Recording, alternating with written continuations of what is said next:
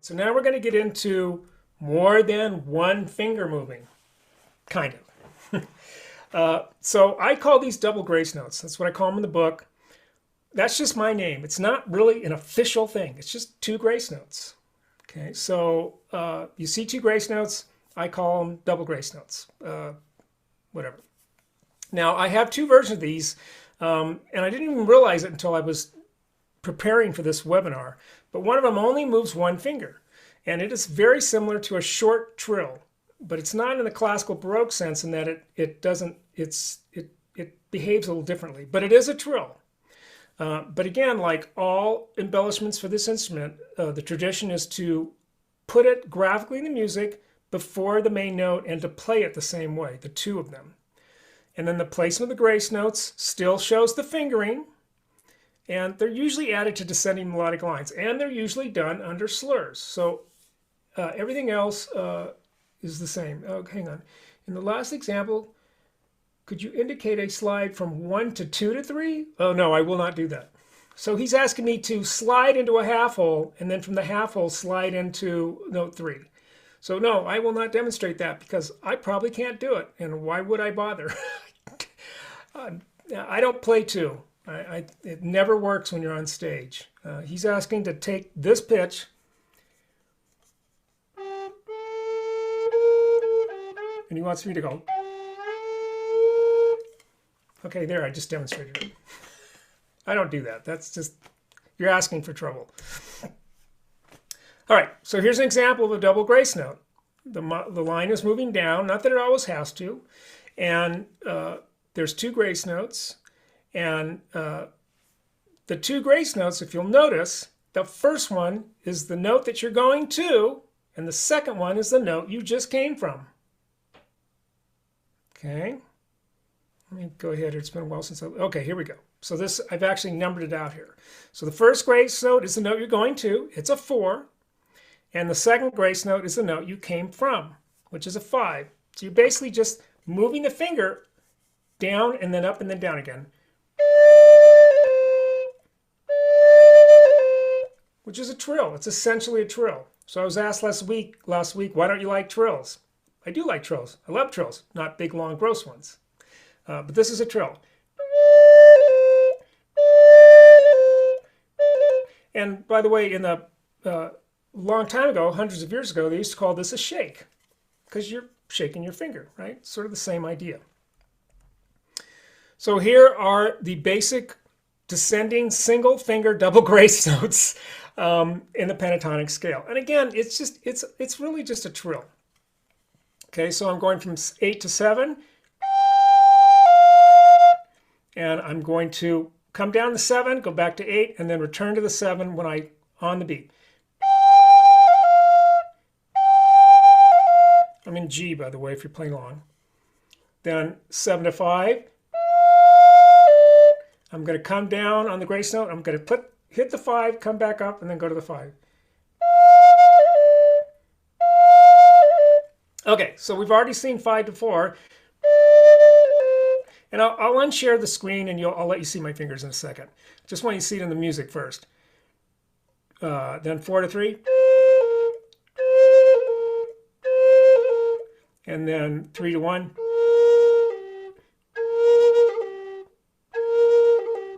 All right, so let me unshare. And while I'm also doing that, let me see if I can find what this is in the book.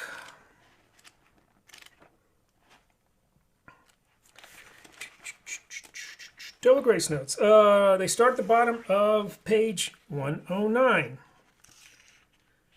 And then they continue to the top of page 107, and then something we're going to get to a little bit later.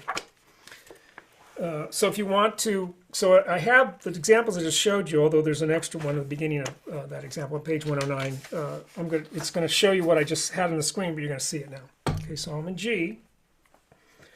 So let me play this way so you can see my fingers really well. So I'm going from 8 to 7. That's the motion of the melody I'm doing.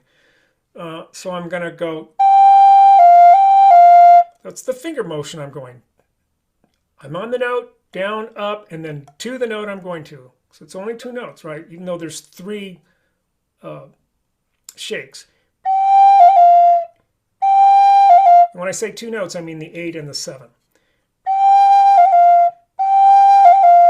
Right?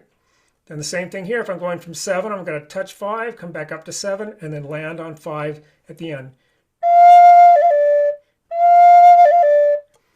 And by the way, since somebody mentioned this with the beat, let me put a metronome on. Oh, that's slow.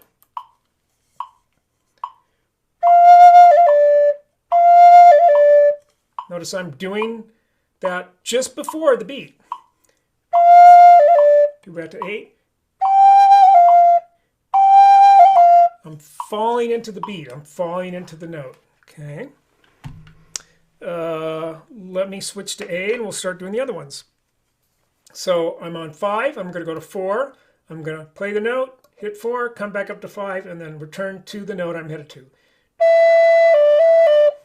You can see me better here. So now here it is in action.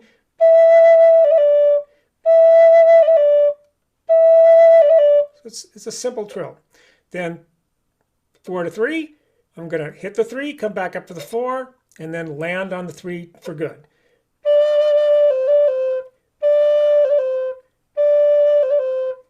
And then, as you can guess, from here I'm going to be 3 to 1. I'm going to hit the 1, come back up to the 3, then go back down to 1.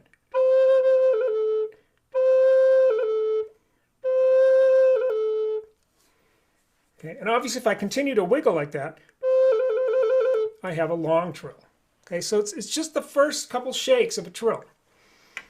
Okay. Here's a couple examples.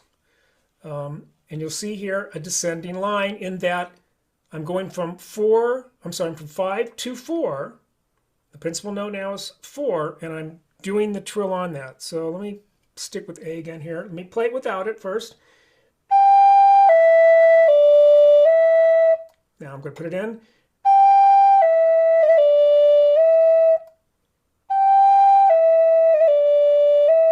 If you have an A and you want to play that for a few times, please do. Notice how I'm falling. Bum, bum, ba-da-da. All right. Let me go on. Now, double grace notes as triplets. Now, again, this isn't really a thing. This is just something I do to help people. So if the music is written the way it is on the right-hand side here, and you see the 2 grace notes, and they're preceded by an 8th note, it's sometimes easier to think about them the way they are on the right-hand side of the example here, which is as a triplet. So the first note before the 2 grace notes is the first note of the triplet, and then the grace notes become the triplet. And this won't work at a slow tempo, but at a fast tempo it will. So let me play it as a slow, let me play first without the embellishment.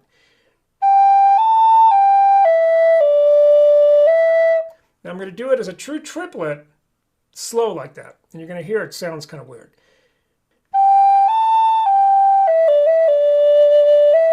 Because I'm hearing the triplet.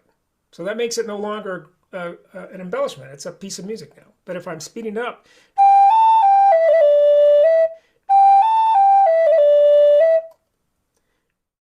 let me do it slowly again. See, I hear the notes now, but if I do it fast,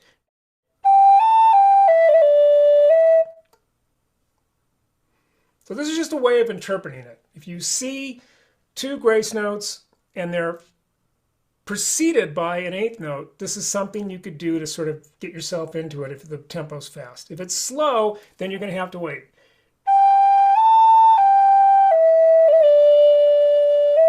Hear the difference? Okay, good.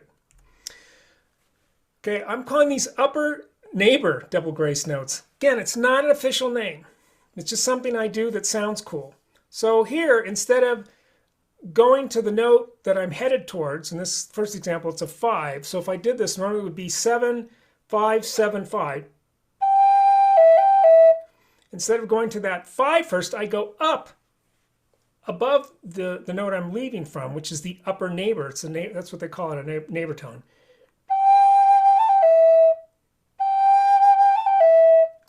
And I'm just coming down. Let me play through these and then I'll share my screen again.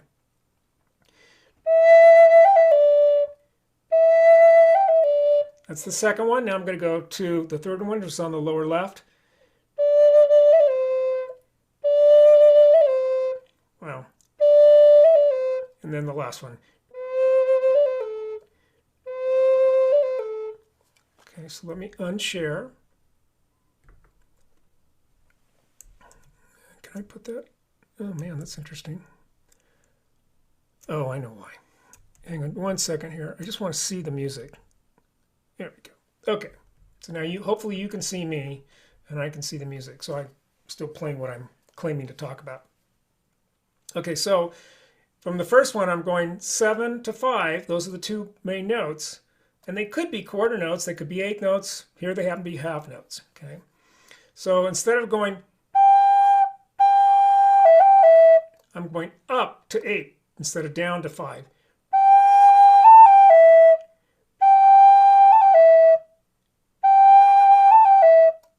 Now I'm going to do from 5, I'm going to go up to 7 and then descend down to 4. Same thing before.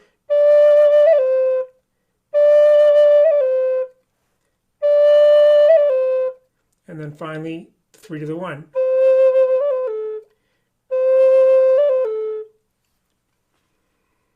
And again, the term here, upper neighbor, this is not an official term. It's just, something that I do to categorize these, not only for myself, but when in my teaching, just to help people sort of understand what they're dealing with. Because sometimes, having a name for something and kind of understanding what something is, it helps you get there faster. Here's an example of this. So the line is, this is the same thing we saw earlier, the same example, except instead of going down with a single finger, sorry, that's what I did before. Now I'm going to go up.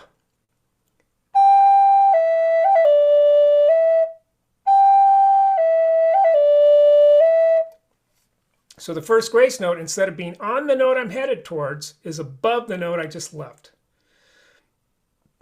It's not always this way, too. I've written music where the grace notes don't even relate to the principal notes at all, both before and after. Now let me play this in a G.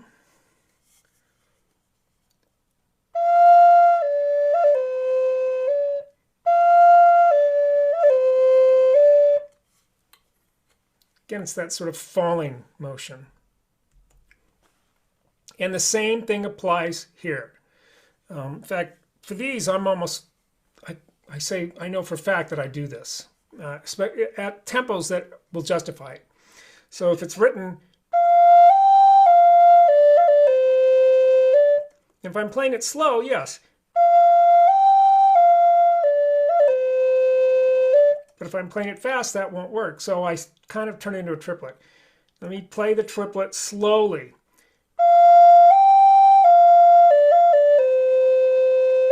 I'll do it in tempo.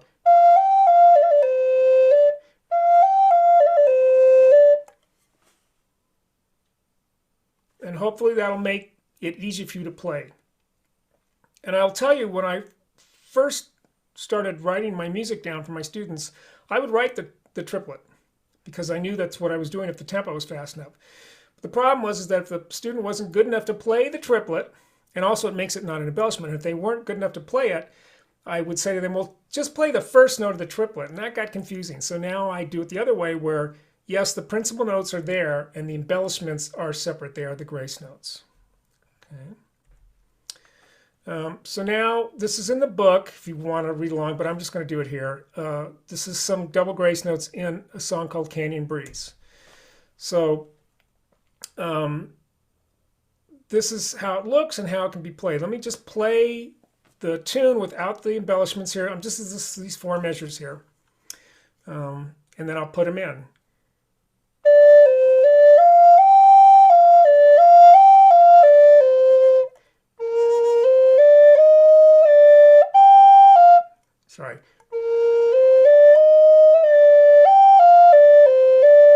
played this tune in a while. All right, now I'm going to put them in, and then I'll show you a close-up of the last two measures in a second.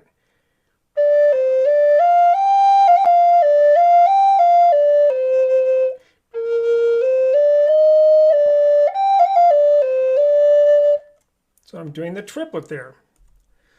So what I'm doing, if I slow this down, is this is how it's written, then below it is how I'm playing it.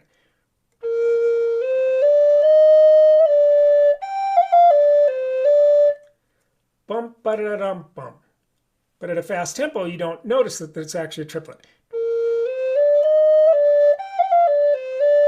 It just sounds like a trill. Okay, so again, this is the sort of tip, rule, whatever you want to call it. If the two grace notes are preceded by an eighth note and the tempo's fast enough, you can do a triplet like this. All right, now here's the next 4 bars. Let me play it without the embellishments here.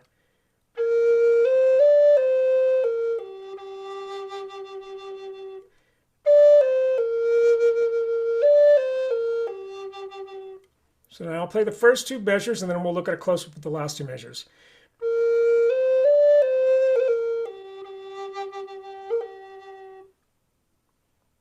Okay, now let's look up, and now the last 2 measures with the embellishment. And you'll notice that the triplet has been pushed into the measure prior to where the grace notes are, because the triplet is happening on the end of that 4th beat there.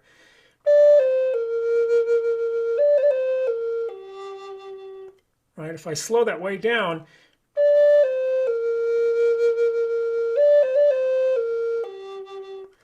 it's not always exactly triplet. I just do this to sort of trick my mind. Okay. Go on here. I'll play this. Well, there's no embellishments in the second half of this, so let me just go forward. Okay, so I'll play it without the embellishment at all. Do that again. Now I'm going to put in the 2 grace notes.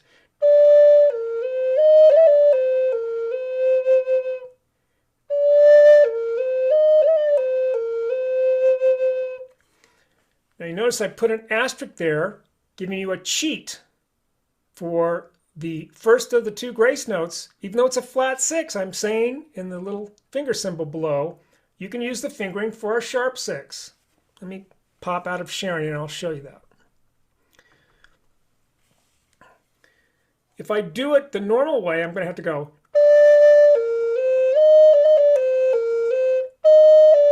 That's very cumbersome.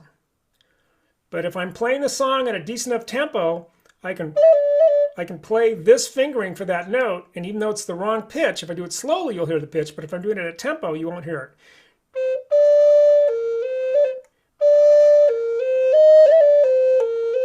If I do it slowly, you can.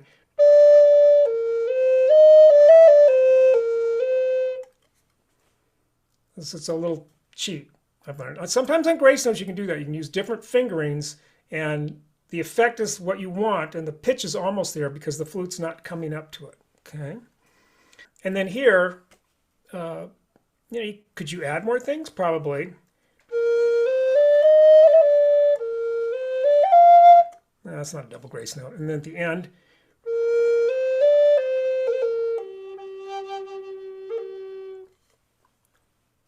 so they're like trills. Now, I will say that most of the time double grace notes are before a beat. They're not before the end of a beat.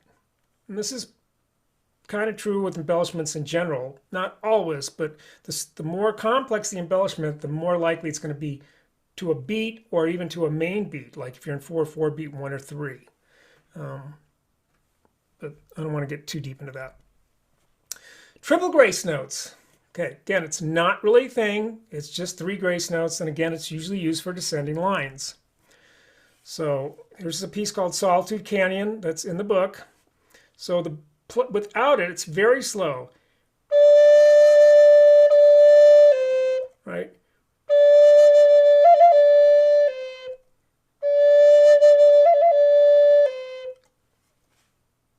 add something. Solitude Canyon. So that's on page 162.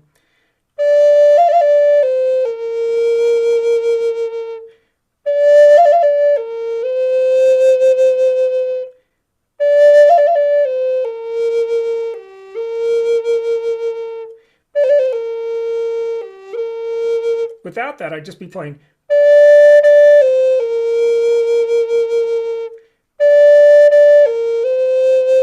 Etc. Not very fancy. Okay. So again, here's another example of this. And you'll see here 3 grace notes in both these examples aren't related to either the note that comes before it or the principal note. So don't think that they always are.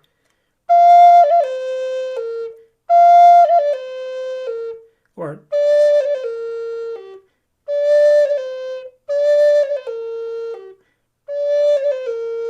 it's just wiggles, okay? And again, this is in the book. It's on page 162.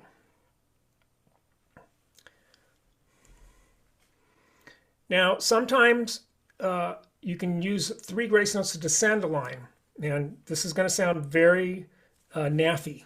Okay, so I'm on 5. I'm going to jump up to 5. I'm sorry, I'm on 1. I'm going to jump up to 5, and then just do 3 grace notes back down to 1. Do the same thing, but starting on 3. 5 going to 3, but I'm going to jump up to the 7 and come back down. All right. So just to unshare my screen to show you what I'm doing there. That first example, I was on 1, and while still blowing, I lifted up to 5 and then just did the grace notes back down to 1. So I do it slowly. You hear it's just a scale, right? In the second example, I started on 3. You could start on any note, and I'm gonna go again. I'm going back up to 5 and come back down to 1. And that would be a case where I'm headed towards the 1 in a line.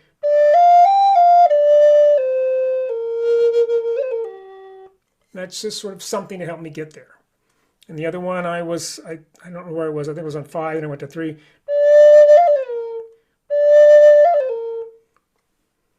Again, it's sort of a thing that you do to kind of slip into something. Be careful to not overdo these. If you're playing, you know,